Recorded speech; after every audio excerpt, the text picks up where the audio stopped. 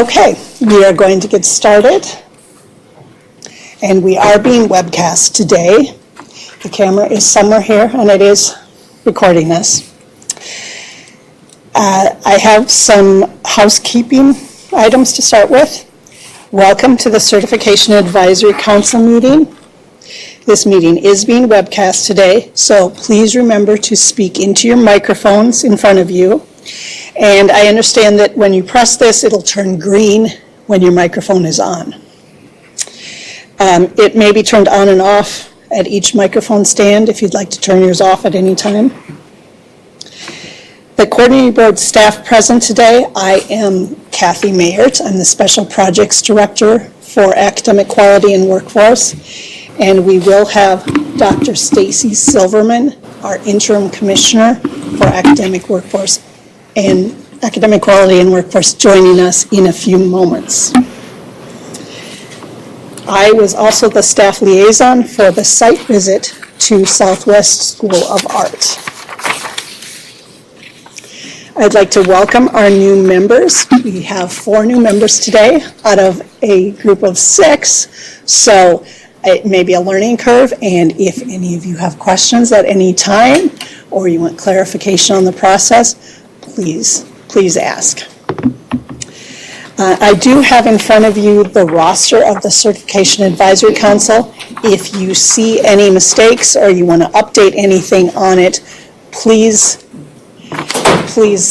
give me that after the meeting, and I will make those changes. If the CAC members could introduce themselves, if you would give your name, your institution, and your position at your institution, that would help us all get to know each other. So why don't we start down there? Good morning, I'm Gina Anderson. I'm from Texas Women's University in Denton, Texas. I serve as the Associate Dean for Educator Preparation and Partnerships in our College of Professional Education.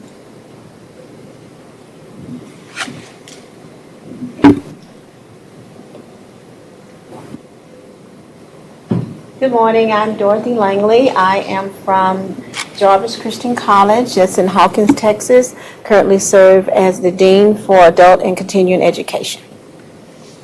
Good morning, I'm Hua Li. I'm from Texas A&M University, Kingsville. I'm an associate professor in mechanical and industrial engineering in Kingsville. Good morning, I'm Lynette Gillis, and I'm the Chief Financial Officer at Concordia University, Texas, here in Austin. Good morning, I'm Cheryl Sneed Green. I'm from Prairie View A&M University, which is in Prairie View, Texas, about 50 miles outside of Houston, and I am the Assistant Provost in Office for Academic Affairs.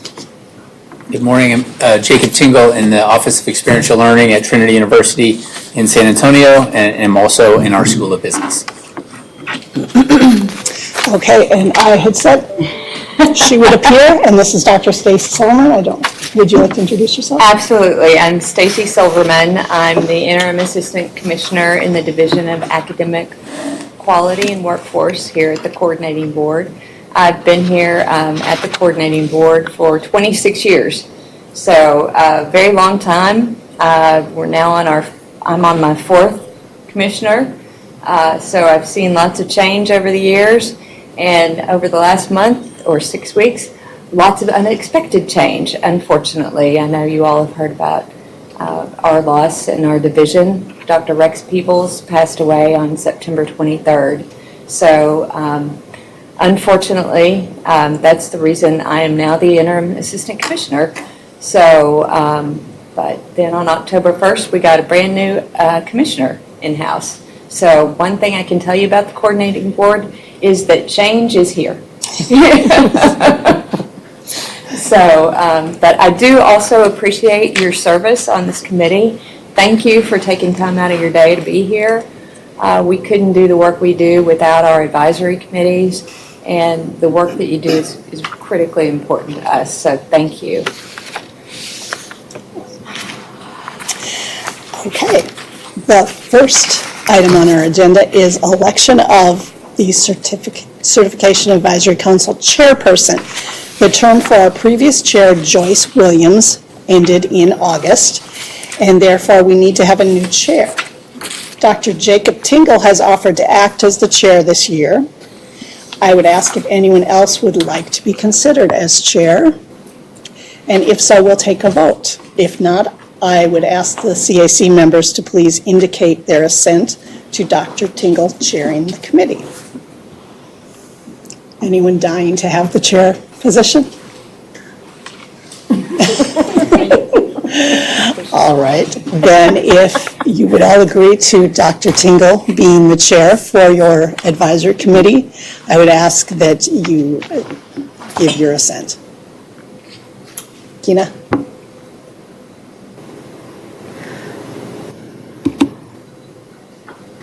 I support Dr. Jacob Tingle as our chair of the Certification Advisory Council Committee. Dorothy? I agree, and I support Dr. Tingle in this position as the chair. I agree, and I support Dr. Tingle as the chair. I agree and support as well. I support Dr. Tingle in his position. Wonderful. You've great support. All right, then I will turn the meeting over to our new CAC chairs. The first question I have is for the advisory council members. Have you all had a chance to review the April, the meeting notes from April 30th, 2019 meeting? And if so, are there any revisions that you all have? It's good to me. So no revisions. I need a motion to approve the meeting notes. I move. Okay. And then a second. A second. All right. So if each one of you will individually just say yes or no to the motion. Yes. Yes. Yes. Yes. Yes. All right. The April 30, 2019 meeting summary notes are now approved. And today we're here to consider the application from the Southwest School of Art for its fourth certificate of authority. They have operated in San Antonio under 3 previous certificates of authority while seeking Higher Education Coordinating Board recognized accreditation. As a reminder to the CAC members, we did receive the evaluation team site report and I'm going to say SSA from this point, if that's acceptable. Fine. Okay. That's what we call it internally. Yeah, okay, great. SSA's response prior to the meeting. So would the SSA representatives, would you all introduce yourselves, please? Good morning, Paula Owen, President, Southwest School of Art, or SSA. I'm Kevin Conlon, I'm the provost. Okay. And Mr. Cervantes? Dr. I'm Richard Cervantes? Cervantes. I was with the site committee, chaired the site committee. I work at Glenn College. I'm the CFO of the institution. Okay. And Kim, would you remind the members of the certificate of authority process and the timeline? Yes. Each certificate of authority is valid for 2 years. Just to give you a little more background, institutions that are seeking coordinating board recognized accreditation, this is the type of certificate that they receive. They apply and receive it for 2-year increments. This current certificate of authority is their third, and it was set to expire on October 26th. However, because this advisory committee is rather small, and we had some people leave their institution, so they had to resign from the committee, we couldn't establish a quorum in August when we thought we would be reviewing their application. And so the coordinating board has extended their current certificate of authority. We've given them an interim certificate until January 23rd of 2020. That's when the fourth application will be on the agenda for the coordinating board's next quarterly meeting. So this certificate of authority, if approved, would be valid from January 2020 to January 2022. Institutions can apply for and receive certificates of authority for a total of 8 years. And at the end of 8 years, the institution must have received coordinating board recognized accreditation. So this would be Southwest School of Art's last certificate of authority. Just to remind you, certification by the coordinating board is not accreditation, but a protection of the public interest while the institution pursues accreditation from a recognized agency. This committee, you, the members, make a recommendation to the commissioner and to the coordinating board members. The commissioner can make his own recommendation, and those recommendations, yours and the commissioners, go to the coordinating board at first a committee meeting, and then to the full board at a quarterly meeting. So we expect they will go to a December committee meeting and then to the full board in January 2020. All right. Thank you, Provost Conlon and President Owens, for being here with us today. And I ask that you give us a 5 to 10 minute overview of the institution's degree program and your accreditation status. Certainly, we can start. The degree program began in 2014 with students on campus. Our Board of Trustees voted to add the degree program to the existing educational programs at Southwest School of Art in 2010. The institution has been an educational, especially studio education, since 1965. So it has a long record and a broad and high-quality reputation for studio education and exhibition. The degree program was developed in order to fill a need in the state of Texas. There is no other independent college of art in the state of Texas. And people ask us all the time, why do you need a standalone college of art rather than the option of being an art major as part of the university? But the difference is that the colleges of art attract a certain kind of student that is focused on art, is not exploring a path for themselves. They've always been on a path towards becoming professional artists. So it's a professional degree, and the students are surrounded by like-minded students and like-minded faculty, and in many cases, also administrators. Both Kevin and I have Masters of Fine Arts in Studio Art, for instance.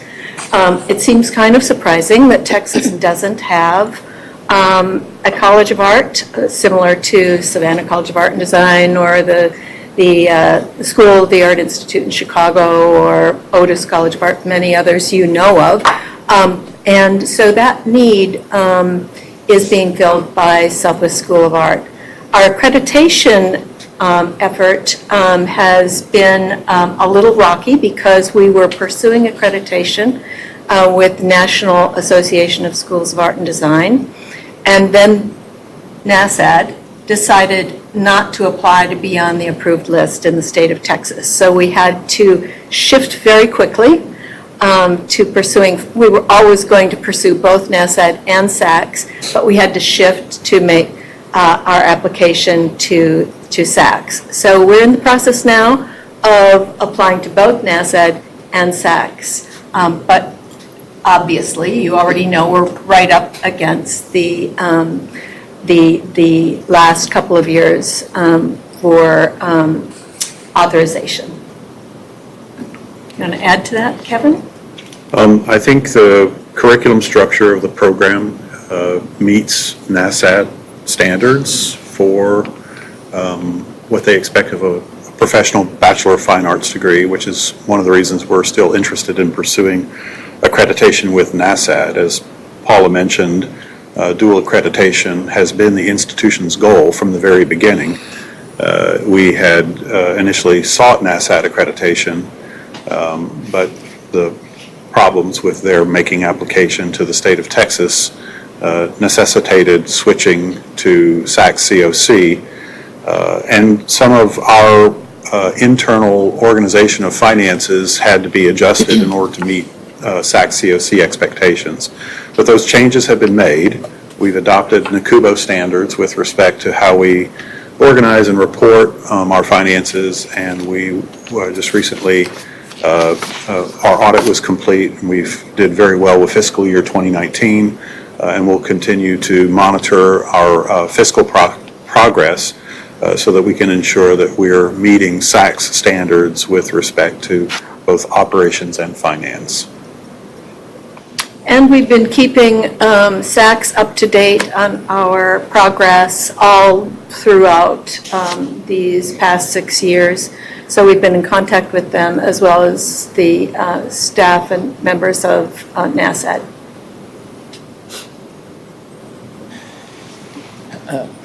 Dr. Cervantes, as the site evaluation chair, can you provide a 5 to 10 minute summary of the team's report? Yes, Mr. Chair. Just for the record, I'm not a doctor. I am a CPA, so I'm an expert in my field. So the site, it's the first time I actually had participated in a site review myself. They asked me to chair it, and we brought a couple other subject matter experts because I'm not an expert in art. And on the education side, I've been in higher education my whole career, but not in this particular area. So administration is something that I have a lot of experience with. So the group went down there in May. There were subject matter experts from Denton, from student services area, and then we had somebody from TCU on the educational side that supported and there were 24 standards that we reviewed. Those are required by the state, and all but 2 of the standards were considered met. There were 2 that were not met. And one of them was a surety instrument had not been provided to the coordinating board.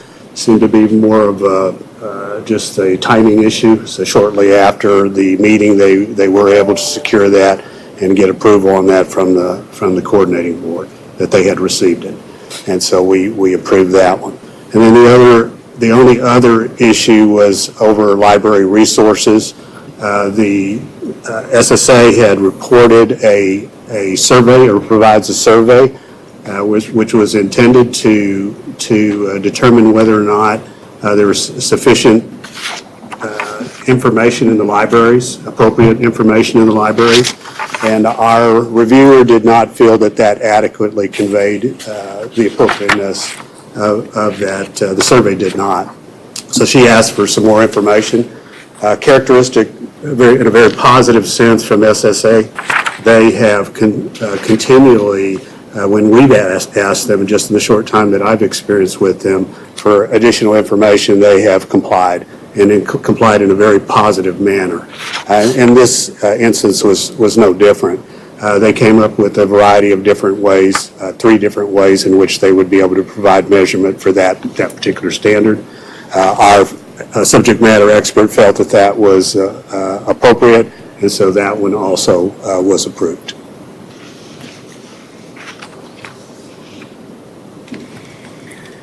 Great. Now is an opportunity for members of the Certification Advisory Council to ask questions, either of the representatives from the Southwest School or of the team chair from the site visit.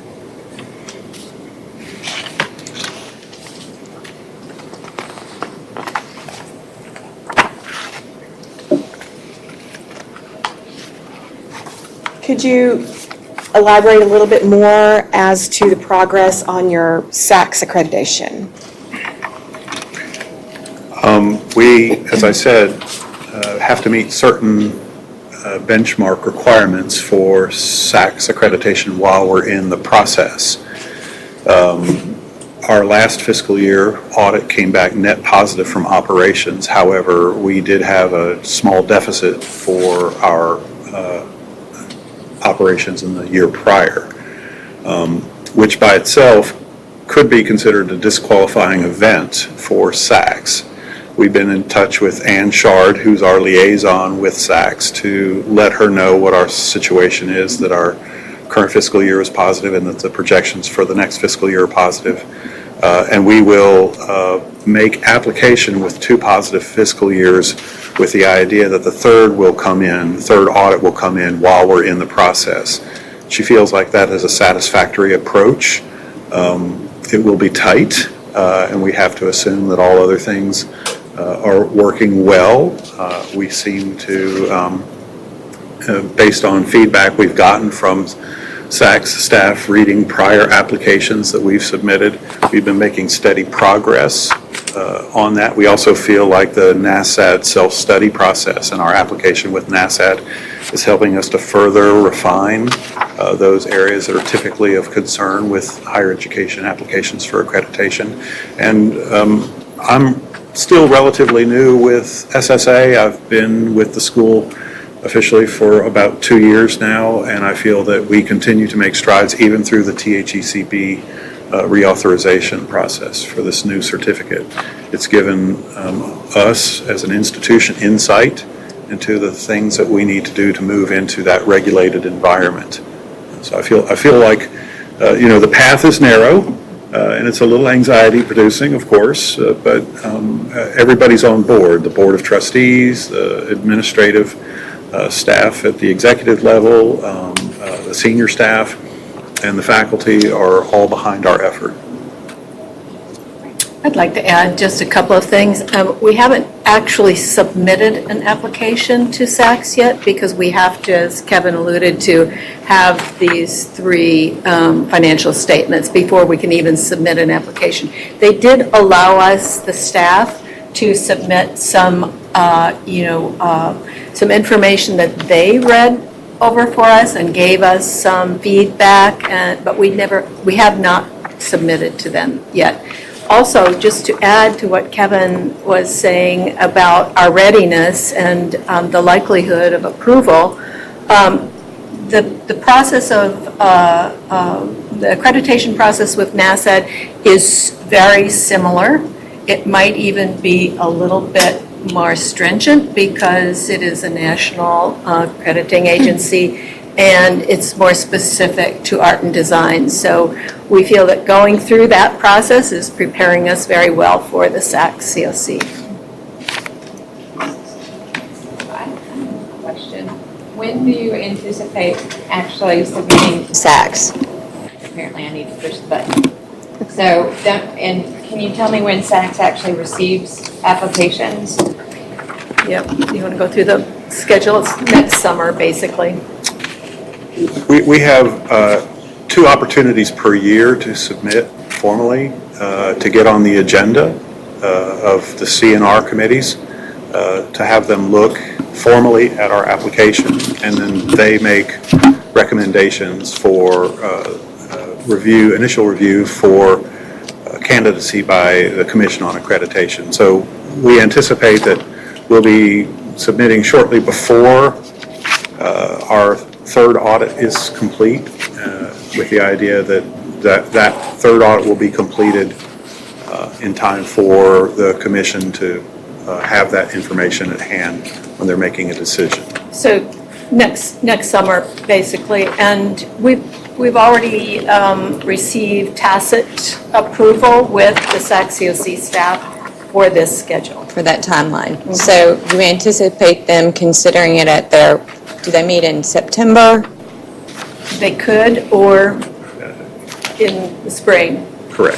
We would still have a timeline that falls within our authorization period. Okay, so you're anticipating spring 2021? The actual process would be in fall of 2021. 2021. Okay, It's very tight. it's very tight. Yes. We actually came up to Austin to meet with Dr. Peebles and Kathy Mayert when we realized this, and we were in a quandary because we had to move very quickly with SACS after the NASAD issue. And they were very helpful. They tried to work with NASAD, and it just, they said it was non-negotiable. They just weren't going to do it. So we're We're very intent upon making this work. Thank you. Can I ask a clarifying question? You said you had to change your reporting, your financial reporting slightly, and that showed some losses for a couple of years. Can you just clarify for us what years will have the positive financials that you expect? 2019, 2020, and 2021.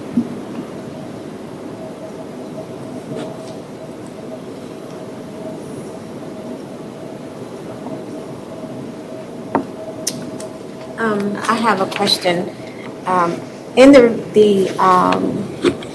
Thanks. In your report for Standard 17, you had mentioned that you didn't meet that particular standard, but you did submit a survey. Can you tell us a little bit more about that particular survey and what the criteria that you presented helped meet that particular standard? I think the response that we provided to THECB regarding their concerns was focused on what we were doing to develop the relationship with the library, because we have a consortial agreement with the San Antonio Public Library Central Library, which is their main library. It's literally right across the street from our school. We also wanted to develop the collection and work with faculty and the library staff to make sure it was in line with the various emphases that are part of the art study conducted at Southwest School of Art, and we wanted to work on developing the programming. So between the relationship, the collection, and the programming to support students' use of the library, we feel like we've done a good job of realigning the needs of the library to meet student and faculty requirements.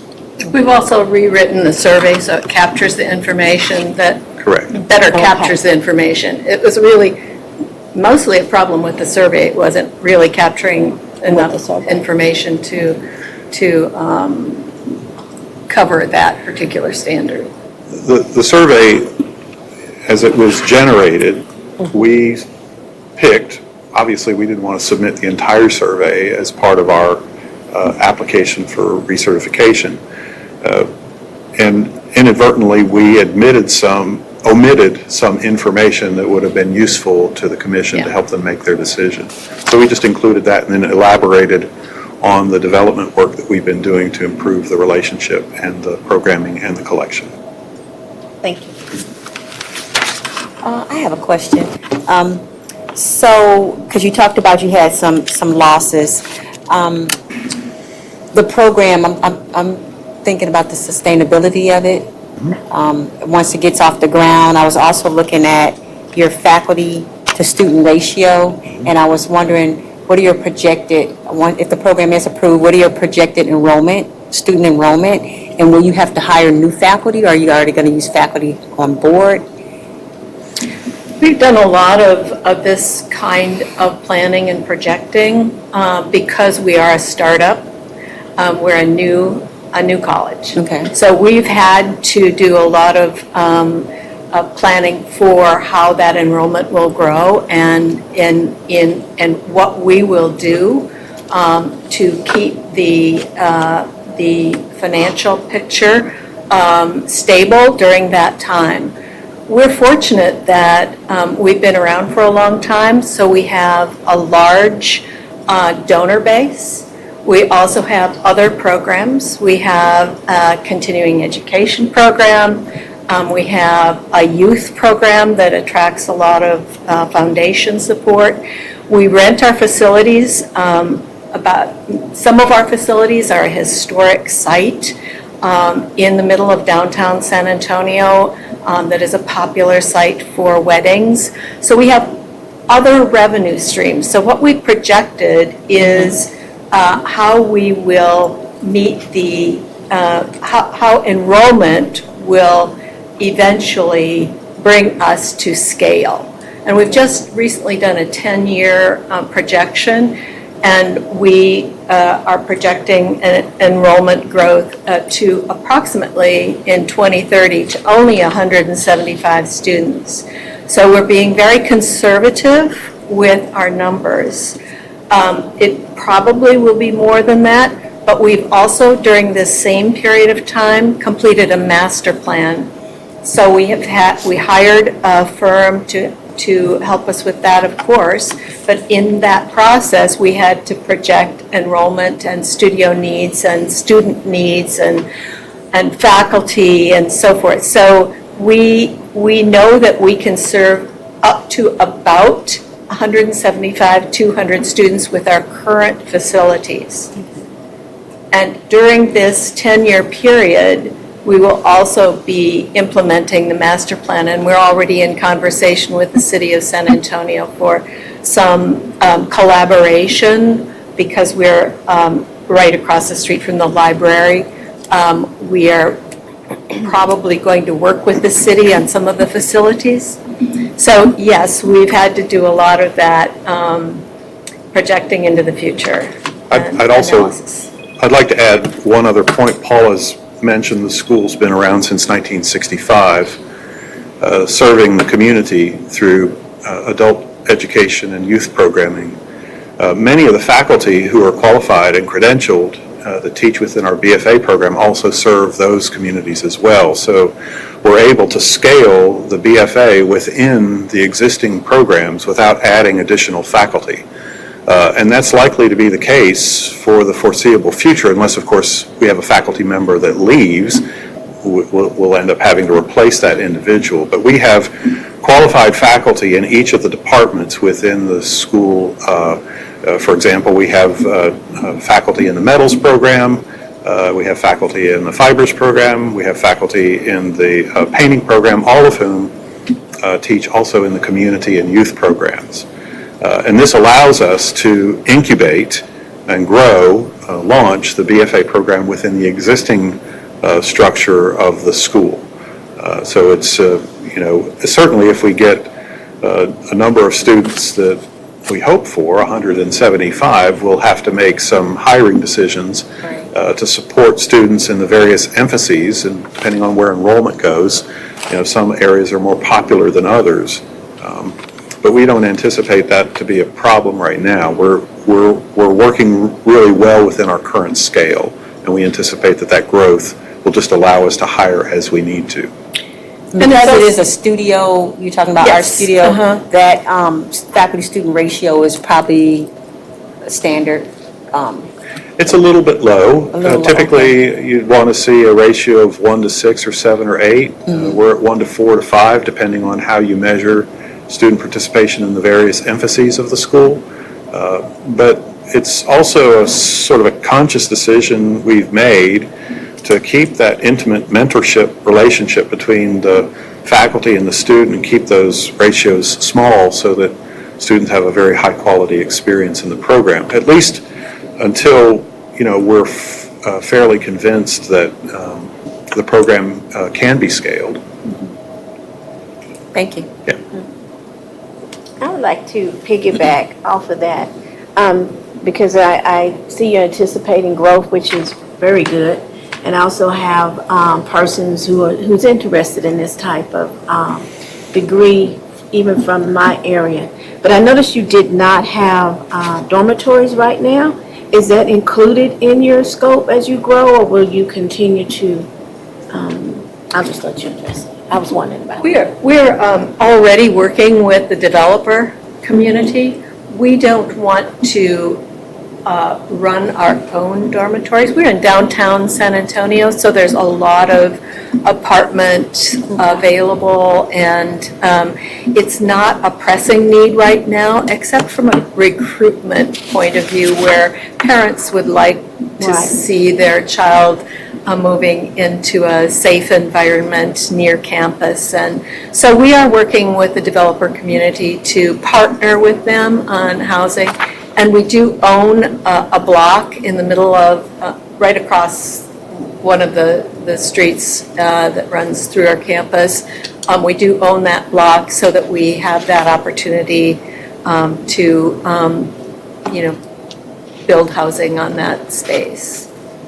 I would like to, and Richard can speak to this further, I suspect, but Southwest School of Art is very fortunate in that we have very little debt. It's one of the blessings that we enjoy. And it's because we've had good fiscal stewardship. We haven't had the best reporting of our fiscal stewardship, but now that we've got that worked out with this NACUBO process, we feel we have a clearer picture of where we are and where we need to go. I think dormitories, to Paula's point, you can certainly realize auxiliary revenue through dormitories and services provided to students that are typically associated with dormitories. But my experience with SCAD for many years is we got out of the dormitory business.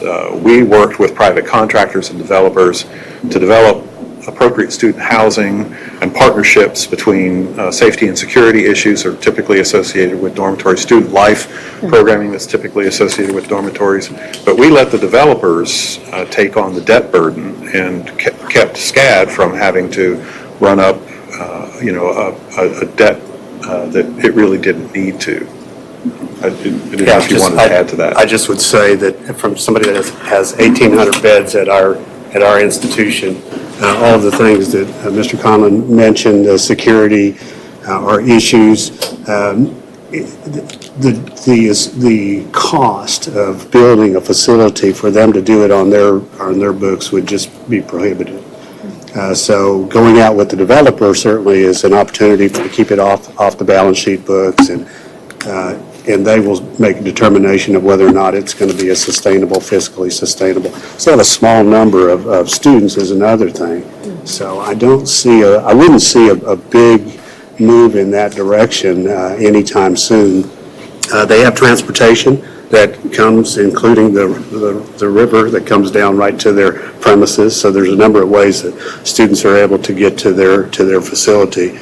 I also did find when I was there, again, says very positive things about the institution, that students were staying there. They weren't coming and going. They would come there and they would do their work while they were there and would not leave. So they felt very comfortable in the environment. So. A follow-up. I'd like to ask a follow-up. You were talking about the community programs and the space issue. There were some concerns raised by students on the use of space by the community programs. Do you have any other follow-up information on the use of campus space by both the community program and the BFA program? That competition for space is probably not ever going to go away. Everyone wants more space and access to equipment and machinery. I think some of the students in the community programs have been used to having it all, and with the addition of the college students, I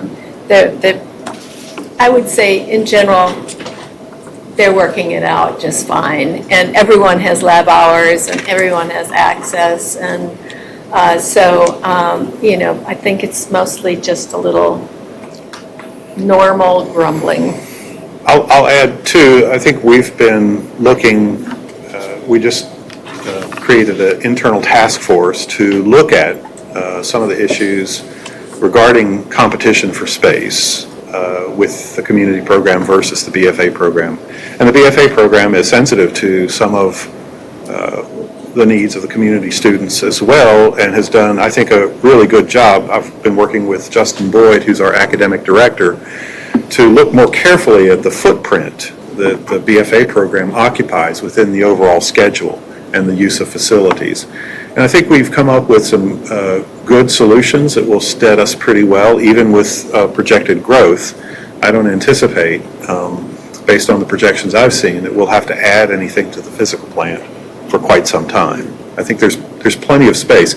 It's just, as Paula mentioned, kind of these habits of practice of these people that have had open and unfettered access to a facility, and now they're having to sort of make way for this new group, this new population that's coming in, and there's, of course, going to be some hard feelings about that. And vice versa. Yes. I have another question. This one is more dealing with curriculum and general education, because I was looking on here where it says one of the things that you guys point out is that you your standards, you satisfy the required hours, blah, blah, blah. Other schools don't have general education courses. But I don't see anything on here, because it is a Bachelor of Fine Arts, right? Yes. Of these courses, the humanities and all the courses the students have to take, will students be satisfying the Texas Common Core? And the only reason why I asked that is if I was a student and I got into this program and I was not successful, I didn't like it, and I wanted to transfer and go somewhere else, if I didn't have that Common Core, I'd have to start all over. So that's why I didn't see that. I might have missed it. I just wanted to. I think there have been some courses, I've been working with the faculty to make some adjustments to the current curriculum so it's more in line and satisfies some of the Common Core's transferability requirements. For example, I've been meeting with the faculty that teaches the social psychology course. I just met with him day before yesterday, and we're making some adjustments to that so that it falls within the numerical sequence of the Common Core, but also more tightly fits within that discipline expectation for psychology. So those are adjustments that we continue to make, but I don't want to mislead the group here. We try to create a general education and liberal arts experience that's rich in those discipline areas that we're serving, but we always try to contextualize that learning so that the students see it as relevant to their practice as artists and designers. The last thing I want to have happen is a student sort of zone out. It's not that we're creating, general education courses for artists. There's legitimate integrity to the courses and their structure, but we always try to find some way to tie it into their art practice. So I have a question building on your question. Do students transfer out from your institution, and if so, where do they go? And do you know? We have not had very many transfers out. We have had some students go on leave and come back, but I know of only one student, I think, who's transferred out. And so, no. Our retention rates are very good compared to our peer set, both within art and design single-purpose institutions, but also small liberal arts schools. Typically, the first-year retention rate hovers around 80% and increases every year thereafter. And then building on that question, where do your students come from? Are they mostly from the San Antonio area? Yes, about 83% come from, 73. oh, I'm sorry, 73%. My bad. And the other?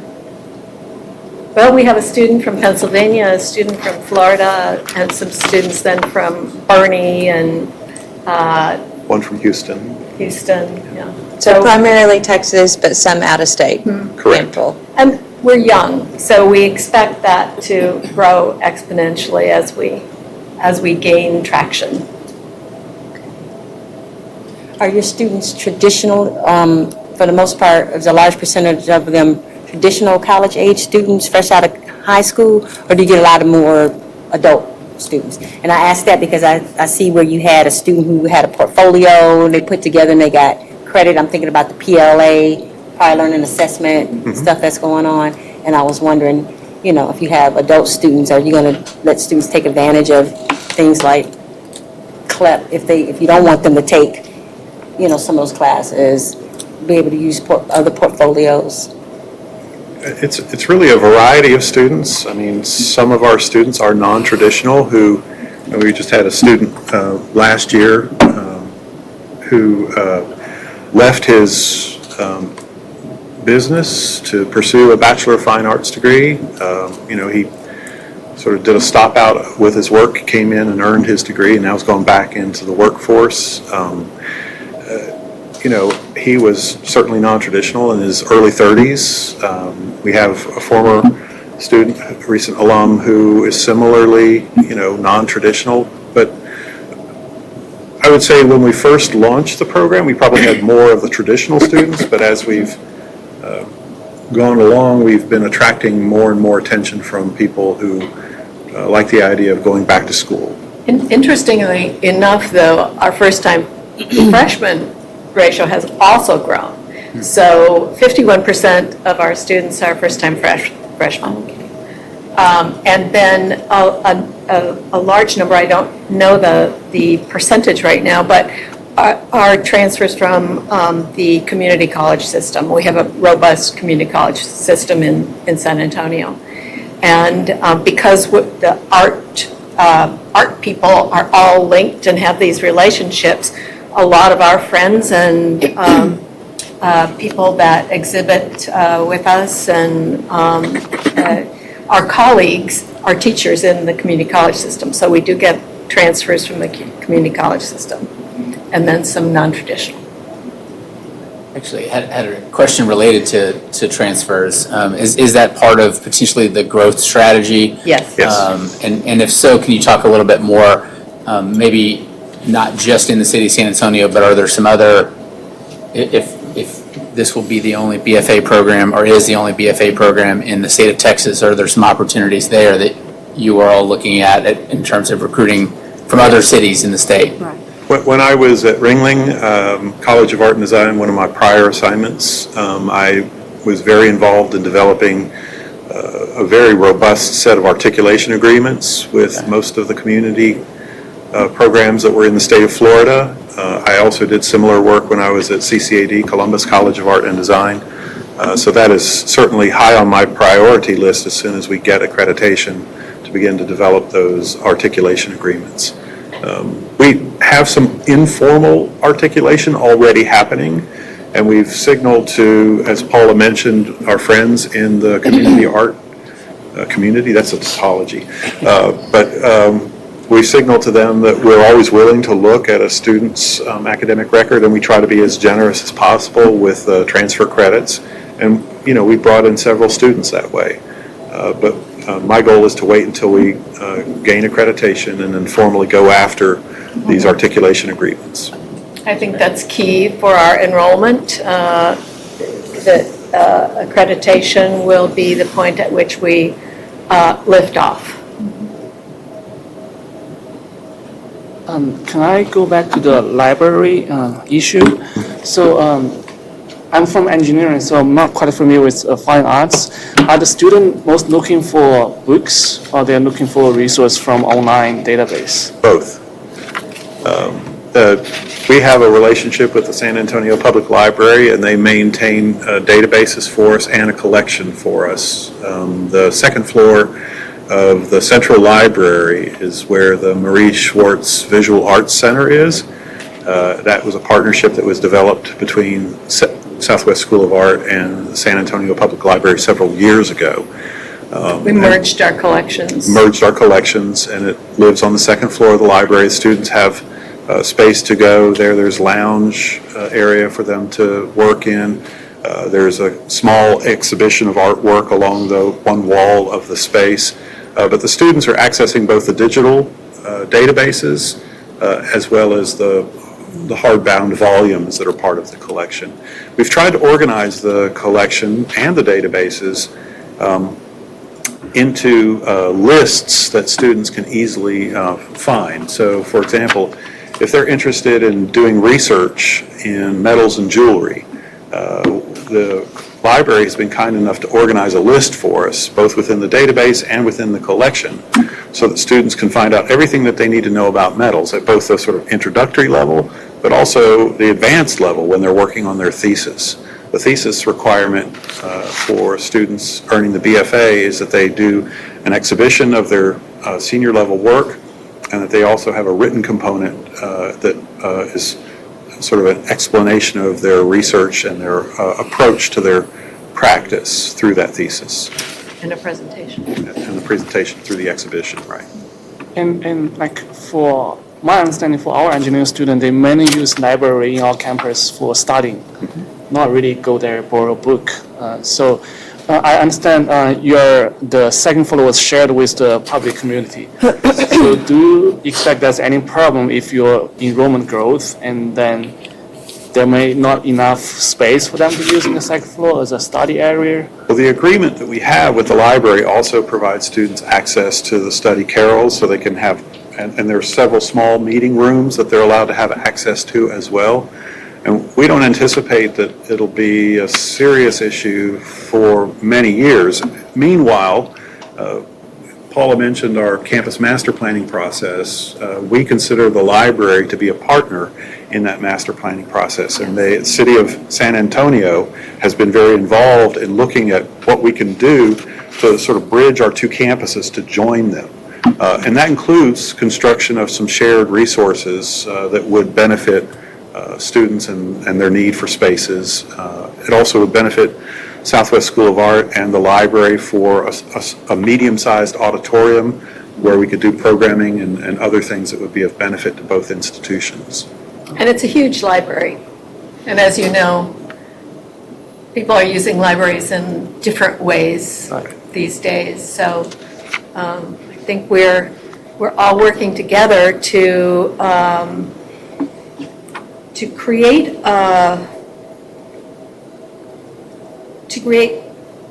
an institution of higher education that incorporates and serves the community. So it's a bit of a new model, and we have a record of that new model working in San Antonio. And higher education has a lot of challenges right now, and we believe that this vision will help us to be sustainable in the future. I think to piggyback on Paula's comments, and to go back to what I mentioned before with the dormitory situation and Richard's assertion that, the idea that an institution has to do everything itself is a bit of an anachronism anymore. As institutions today, especially in our sort of startup situation, we want to bring in partners. So the library is a natural partner, because literally from my office to the front door of the library is a 2-minute walk, just across the street. And we already had a partnership with them. The San Antonio Book Festival is a partnership of Southwest School of Art and the Central Public Library, and we have other programming partnerships already. So. And the development of the block that we own across from the school represents another opportunity to find ways to partner in an interesting way on a bookstore, on parking, on dormitory space, on food services. It's just, we look at that opportunity to partner as an innovative way of advancing what it is that we do. Artists by nature are innovators. They think differently about problem solving. And I think that the institution has a history of doing that, which is pretty exciting. Thank you. I have a follow-up question about is it Marie Schwartz? Am I saying Yes. that right? Yeah. Okay. So I just really appreciate you providing all of the documents from the library agreement and hearing you all articulate why that's mutually beneficial to the city and to the institution. Just out of curiosity, I guess, or making sure I understand more. So that resource center is open to library patrons as well as students? Are there any particular times? Do I have to sign in to get in, or can I just if I'm a library patron, I can just walk in? Students get their own library card, which gives them access to certain resources within the library. There are also a reserve section. So, for example, if a faculty member wants to hold a book in reserve, it's pulled out of the general collection and held in reserve for students to get access to it. There are also resources within the database that students have unique access to that the general public does not.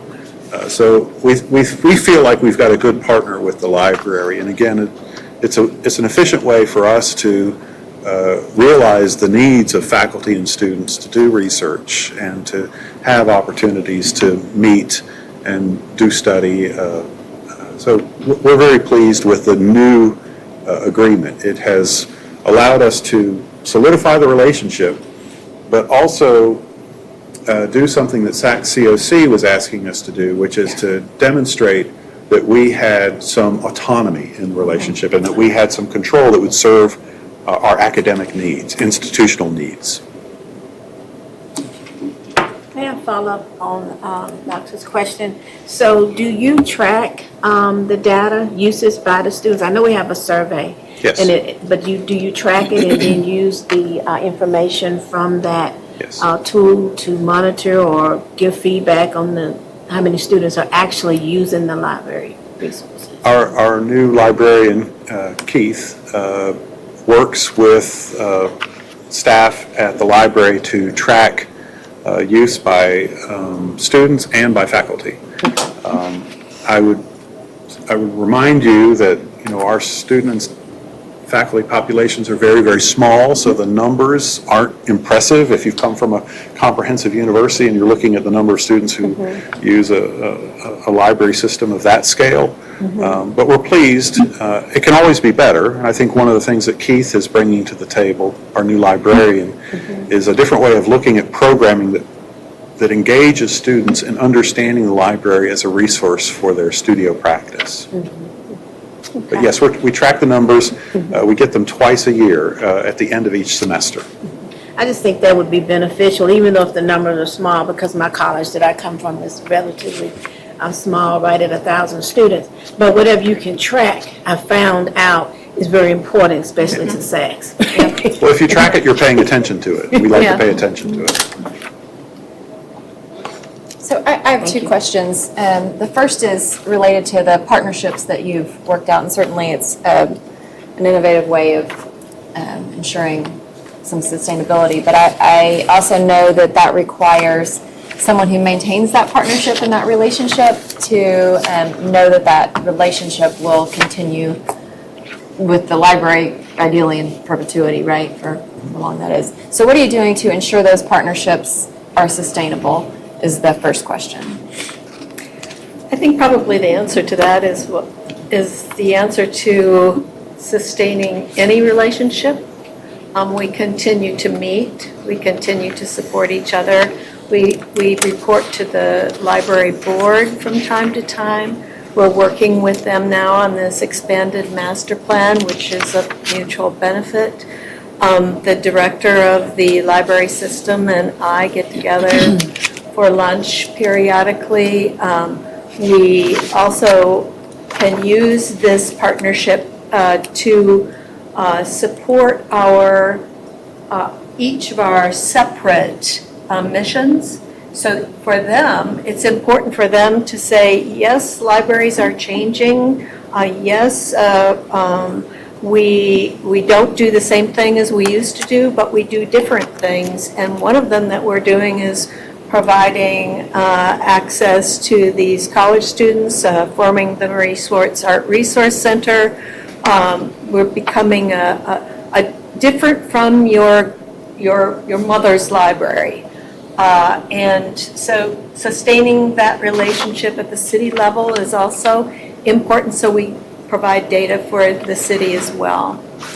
The other point that I failed to bring up earlier is that Keith is in charge of a library committee. He's the chair of that particular committee. It works with a small group of faculty. They've been focused mostly on development policy for the collection this past 6 to 8 months or so.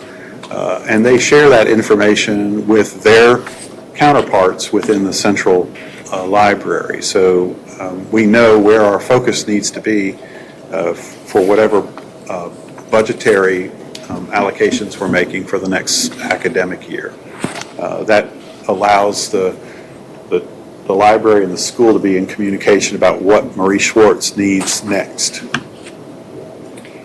So your question is a good one, but I would say that we've strengthened our relationship with the college program. We always had a partnership, we always had a relationship, but we really strengthened it and formalized it with the college program because of the agreement, and also because now we're working on a master plan together. And so it's better than and stronger than it had been, and it was always good. My second question is related to this financial resources and stability.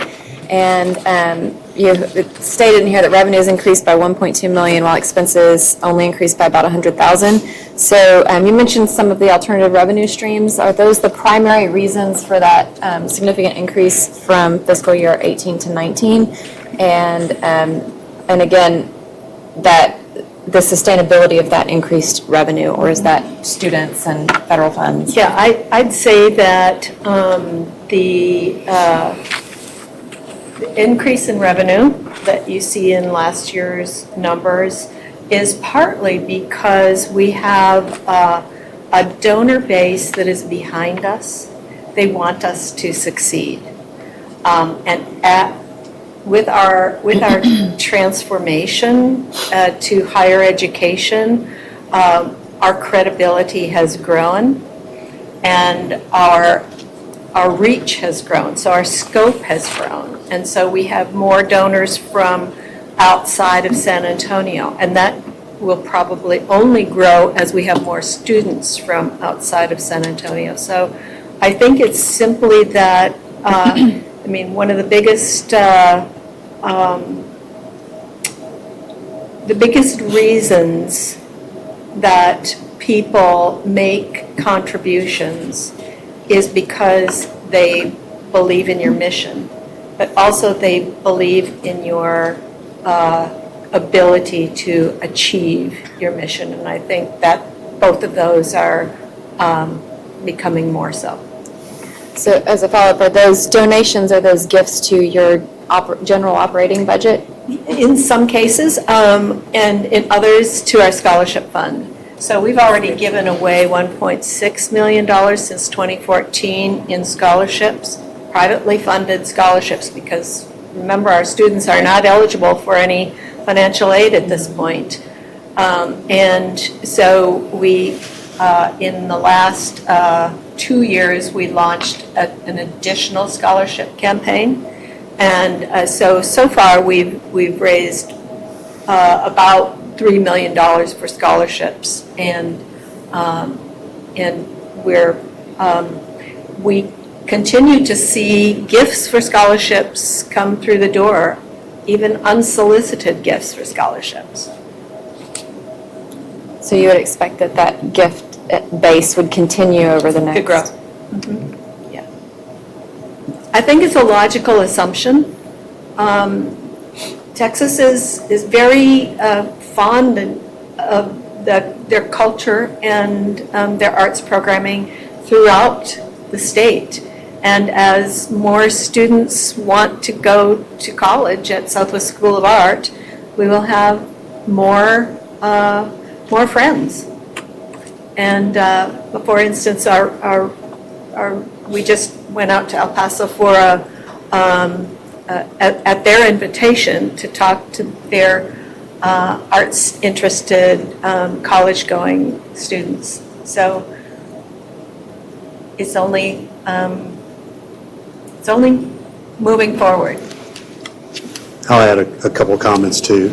So just looking at their financial statements, and keep in mind, this is 18, 17, I've not seen 19s. So you haven't seen 19? I have not seen Oh, the okay. newest. So 18 had grants that had increased by about 300,000. So they're doing something on that side that's growing. And then they had a significant increase in their investment earnings too, almost 400, a little bit over 400,000. So between the two of those, that's about 70% of that $1 million increase that was reported.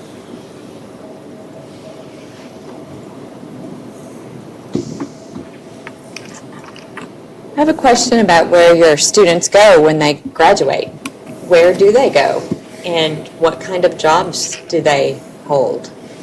Well, there's one who's a museum guard, and he has his own studio. Two of them are in graduate school. One is applying to graduate school for the spring semester. One has just contacted us about teacher certification because he had been teaching at Southwest School of Art in the teen program, and now he's decided he wants to be an art teacher. Some of them are working as apprentices for artists who do public art or commission work, and almost all of them have their own studios set up and are exhibiting their work. So have you heard of the website called Art Start Art? Art Start Art, no? It's a a way for university students to actually post their artwork online, and it's curated. Every month they put up new art pieces, and it's available to the public. Great, thank you. Several Texas institutions of higher ed are participating in that. And I happen to have also purchased artwork from one of them. All right. But I think it's just a wonderful opportunity for students to be able to actually get some revenue and actually put their stuff out in the public domain. Yeah, excellent. And that reminds me to mention that we have 2 business courses as part of our curriculum, so that one of the courses is focused on marketing, and the other is focused on zoning and tax law and contracts and business plans and so forth. So we do prepare our students for their future as practicing artists. I have a question to follow up on Dr. Silverman's where do they go? Do you guys have the numbers on what is your 6-year graduation rate? We only have 4 at this. We have a 4-year graduation rate that's Okay. published on our website, Okay. and I think that we're in the process now of sort of tabulating the data on the 6-year rate, but we've just graduated our We've only had 2. second cohort, Okay, so okay. we're not quite there yet with the 6-year, but I don't have the numbers at hand. I do have my computer at hand. I can probably. Normally I would ask for, but most Texas schools look at 6 years. Yeah, So that's why I well, asked. and we will too when we have more data. Right. But we've only had 20 graduates so far. Okay. I also want to mention that one of the things, I'm new to Texas, so I've been here 2 years. And I have to say that the cultural vibe of San Antonio is unique. I lived in Savannah for 16 years, worked for SCAD, lived in Sarasota for 3 years, Columbus for 6 years. I come here to San Antonio and it's just like nothing I've ever seen before. The number of cultural partners that we have in the area that are interested in our students is remarkable. And so several of them end up, even while they're working towards their degree program, they're working for organizations like CAC, or there's some programming that happens at Blue Star, or other things that they're doing around town that have them engage the professional art community. So they're not just being a student over here doing their BFA, they're actually in the process of becoming a student. They're integrating themselves within the arts community. And they're welcome there. It's not like, oh, you guys stay in school and when you're done, we'll consider inviting you to our club. It's really, it's really a very integrated experience that they're having. It's pretty exciting. And I'll add one more point. I know I'm not unbiased here, but I've had chief academic officer roles at all of these schools. And when I saw the first BFA exhibition, I was here as a consultant. I wasn't even hired yet. I knew I wanted to work at the school because it was by far it was a small show. Granted, there were only 11 students in that first cohort. But I saw that exhibition and I thought, I'd stack that work, and I even told several board members, I'd stack that artwork up against any art program in the United States. And that's a tribute to the faculty, but it's also a tribute to the fact that we're drawing and attracting a special kind of student who wants to have that focused experience that they're not going to get at a comprehensive university. We like to call ourselves the only independent art design school or art school in Texas.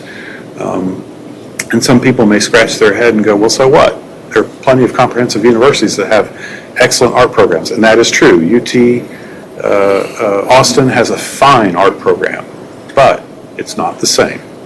And having worked at private art and design schools for 20 years now as an administrator, I can tell you that the kind of students that we're attracting and the kind of results that we're getting are pretty special.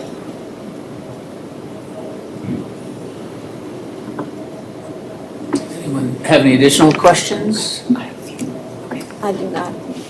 I feel. Yeah, okay.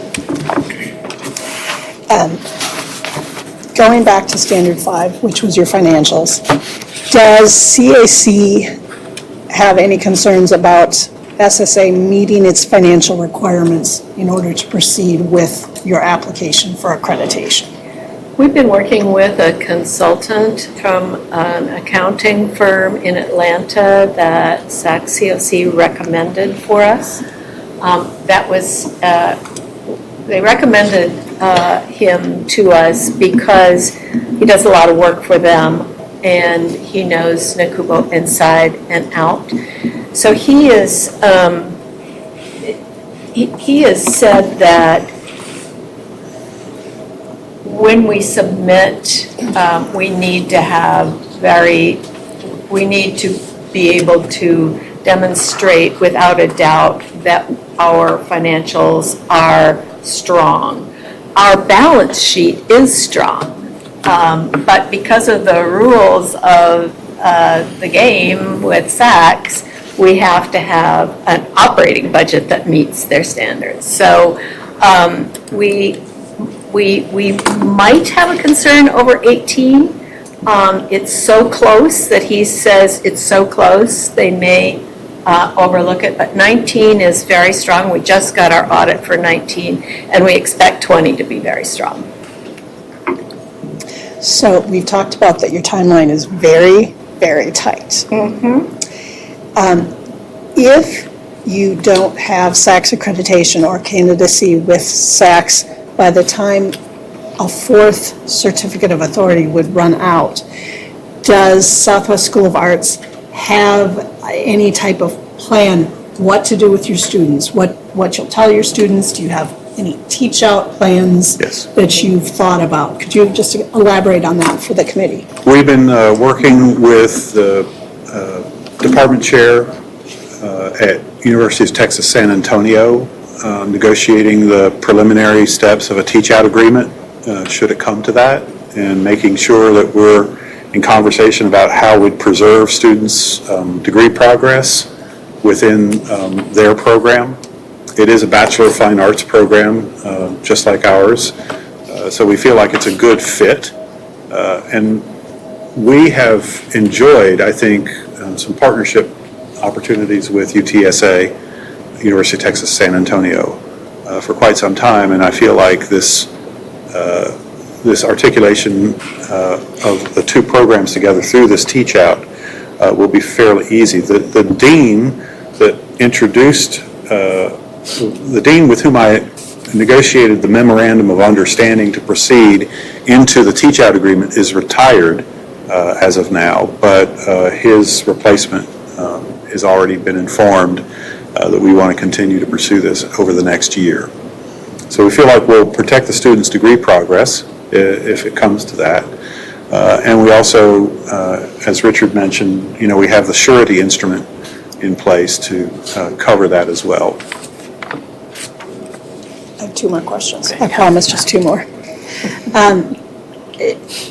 Have you discussed with SACS the certificate of authority timeline and how you're coming up on a hard deadline? Yes. And could you elaborate on that?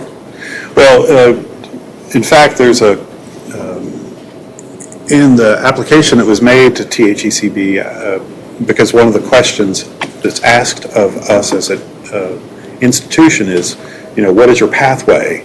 I produced a calendar that looked at both NASAT accreditation, even though it's not, recognized in the state of Texas, and SACS accreditation, and I shared both of those with Ann Shard with SACS, COC, to verify that I had my information correct before I represented it to the group here today.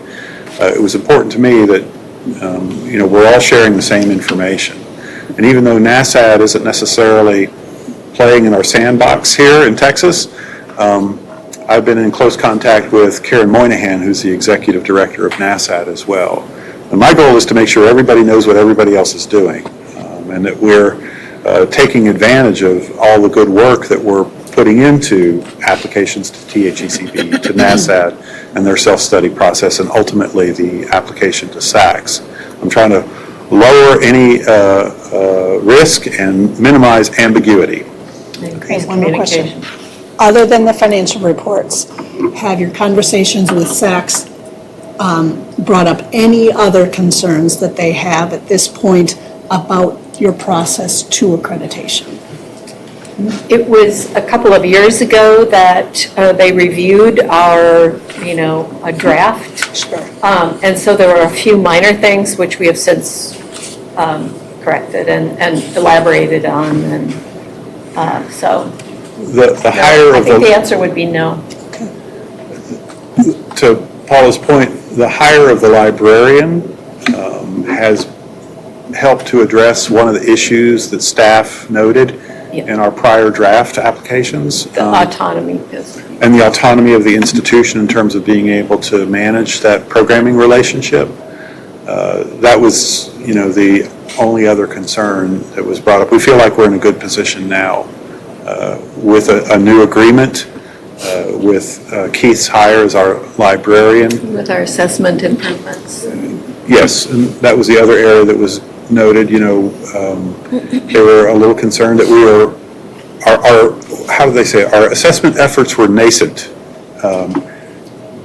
meaning, we didn't have a track record, but now we've completed 2 full cycles and we're in the middle of our 3rd cycle of program assessment. And we sort of funneled that into a larger institutional effectiveness portfolio that we've built around how we're making progress on the institution's strategic plan. So it's maturing. They said it was not mature. That's what it wasn't nascent. And it was not mature. It wasn't mature because we were relatively new at that.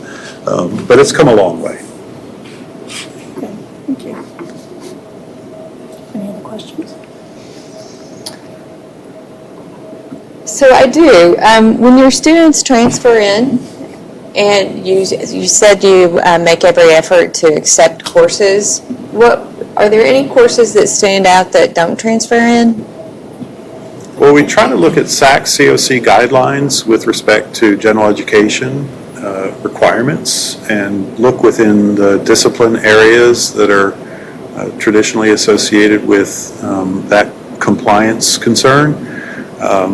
And, sometimes you have students who may have taken a great deal of coursework in a particular area and they've got an excessive number of credits, like for example in psychology. And if we can't find somewhere to put those extra credits, we'll turn them down because we need that coursework to, sort of slot into an articulation table that allows us to meet accreditation requirements with respect to the general education expectations of CAC. And are you getting a lot of students with dual credit? That hasn't been a big issue so far. We do look at students' portfolios very carefully. We have a committee called ARC, Admissions Review Committee. It's comprised of faculty and the admissions officer and myself. And we look pretty carefully to make sure that students, have the necessary skills to be successful as studio practitioners. And we're also looking at their high school transcripts and any college credit that they're bringing in, but we don't have a lot of dual enrollment at this time. Okay. Thank you. Yeah. To piggyback on a dual credit, do you guys accept AP credit? Yes. Okay. AP, IB, and CLEP. Okay. And for the students who have like a lot of psychology or sociology or something, you guys probably don't have a reason to offer any type of minors just so that they would be able to use those credits? The current structure of the Bachelor of Fine Arts program is built around NASAD standards, and it's roughly a third gen ed, liberal arts, roughly a third general art and art history content, and then roughly a third that's built around a level of specialization and an area of emphasis that the students can pursue. We have 7 emphases at the school, and because the weight of that last third is so heavy, we don't have a lot of wiggle room in the curriculum right now for minors. I mean, in the future, that's not to say that that might not happen. I started a business minor within the art program at Columbus College of Art and Design, and I've noted that, the professional practices courses, there are 2 of them in the current BFA program, with a little bit of tweaking and maybe opening up a couple of elective opportunities, I would love to start a business minor at Southwest School of Art. That would work. That's kind of in my bailiwick. I was a business major in undergraduate school for a couple of years before I saw the light and came to art. Amen. Thank you. So No another disrespect. area of a minor that you might consider would be one in education that would lead to teaching certification. Right. Absolutely. There are not very many.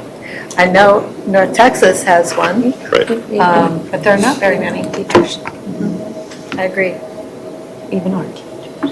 Have you entertained any guided pathway initiatives with some of the community colleges? I know we have a matriculation agreement, but what about a guided pathway for students who complete whatever you need to complete and then just move into your program? So it won't be a question of, can we take credits or not take credits? That may come as we move forward. Good idea to pursue that. What's the average tuition cost per year? $620 per credit hour. Per credit hour? Yeah. Most it's- students are full-time as opposed to, it's a It's full-time regardless. program. Half and half. We have 50% full-time, 50% part-time. Part-time. Yeah, and the tuition rate is based on per credit hours attempted. And how many semester credit hours does it take to complete the program? 120. That's the magic number. Well, you know, I think one of the things that we've discovered is that occasionally students will take more, but, you know, we try to encourage them to be efficient. Our advising processes are pretty good. We have two people that act in official capacity to advise, both the Director of Student Affairs, but also the Registrar do formal advising.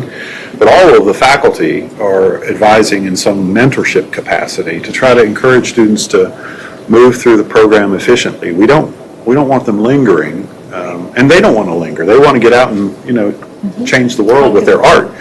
So,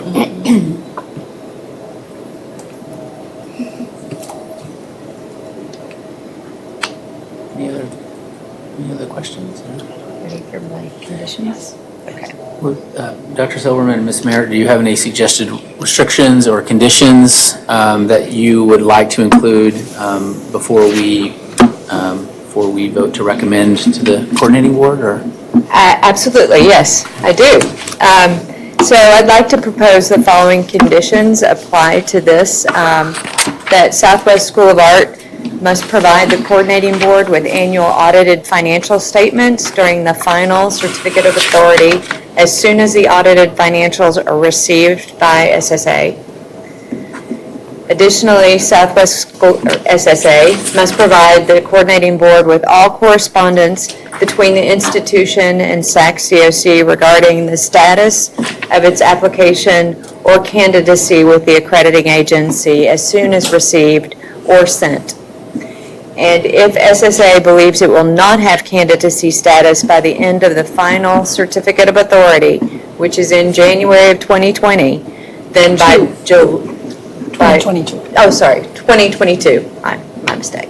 Then by July 2021, it must provide to the coordinating board staff the following: correspondence with SAC-COC regarding how the accreditor would view the gap in state authorization between the end of the final certificate of authority and obtaining candidacy status, and any arguments regarding extraordinary circumstances which the coordinating board might consider in extending the final certificate of authority until SAC-COC can make a decision on candidacy. And a signed teach-out agreement which allows students to transfer to another institution to finish the BFA program should the coordinating board not give an extension to extraordinary circumstances. Will you send? Absolutely, yes. I'm making notes as quickly as I can. You don't have to, please don't write it down, we'll send it to you. Okay, great. Make sure you're all okay. Those all seem comfortable with very it. reasonable and Okay. appreciate it. Completely understood. Do the CAC members have any questions based on the staff recommendations, or any additional questions or concerns or discussion? I don't. I do not. Okay. Well, we need a motion to recommend approval, a motion and a second to recommend approval or recommend denial of the SSA's fourth application. So if I can hear a motion for either approval or to recommend denial. Oh, yes, and also that it would need to, if you recommended approval, that we would also recommend the proposed conditions that Dr. Silver read. I will motion for approval. Okay. Second? Second. So, just, if you want to get your pen back, I'd write faster, but no. The motion is that we move the Southwest School of Art application for certificate of authority be recommended for approval with the following conditions. SSA must provide the coordinating board with annual audited financial statements during the final certificate of authority as soon as those audited financials are received by SSA. Southwest School of Art must provide the coordinating board with all correspondence between the institution and SOC regarding the status of its application or candidacy with the accrediting agency as soon as it's received or sent.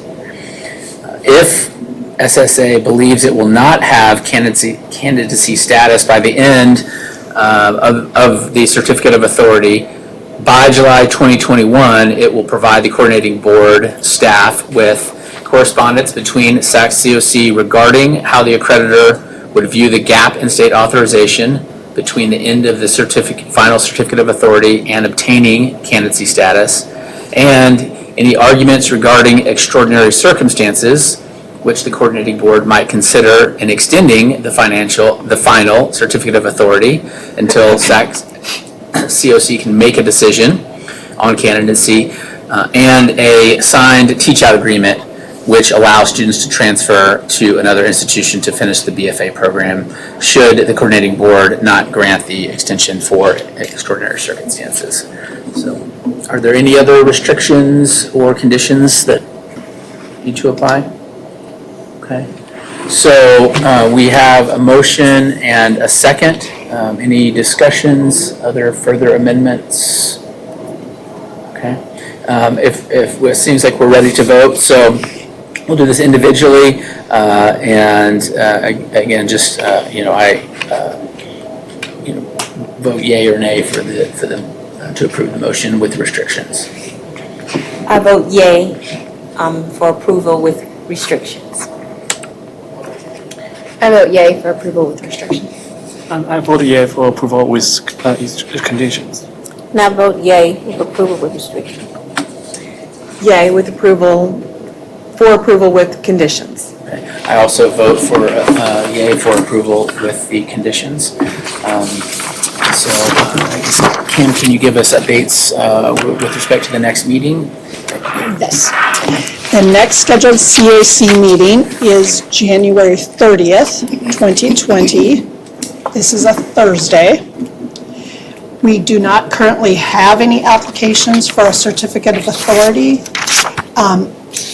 We have a lot of interest. We always have calls on entities that want to start new schools, but we do not have an application in hand. With the timeline, I think it's not likely we will have one, but I can't guarantee that, so I will keep you updated.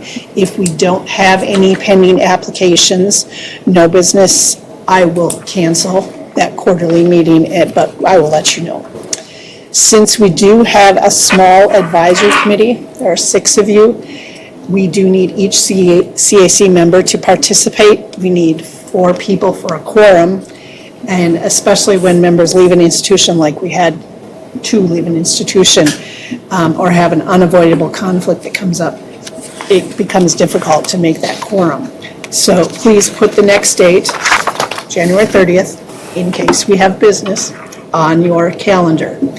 And then finally, if you would email me a summary of your expenses for this meeting, your institutions pay for your travel. However, we are required to report the amount advisory committees members expend for the meetings.